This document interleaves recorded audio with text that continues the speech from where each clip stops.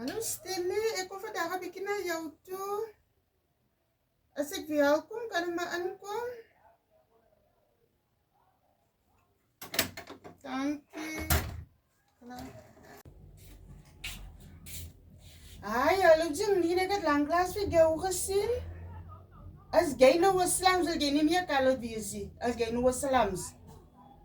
Wat ek reg kyk, hoekom is jy in donker brille en die weer lyk so weer buite? En toe gemaak soos 'n slams. Jy's geslaan, jy kan maar sê net wat jy wil. Jy kan over my sê, jy het in die kas vasgeloop of jy het van die bed afgeval. Ek glo dit. Ek het vir jou gesê van daai man. My vriend, ek was dit vir jou voor gewees. Ek het vir jou gesê, hy het sy ma so geslaan.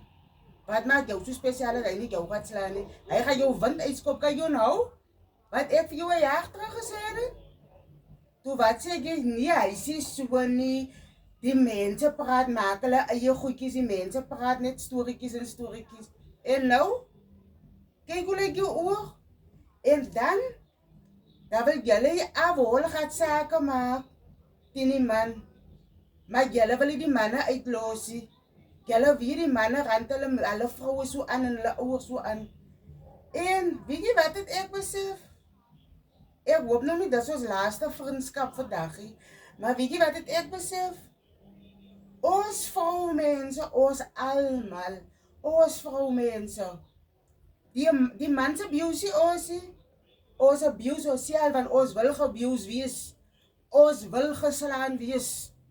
Want ek was dit voor jou vrou. Hoe? Jou ma draai in haar graf om, as sy sien hoe lyk jy.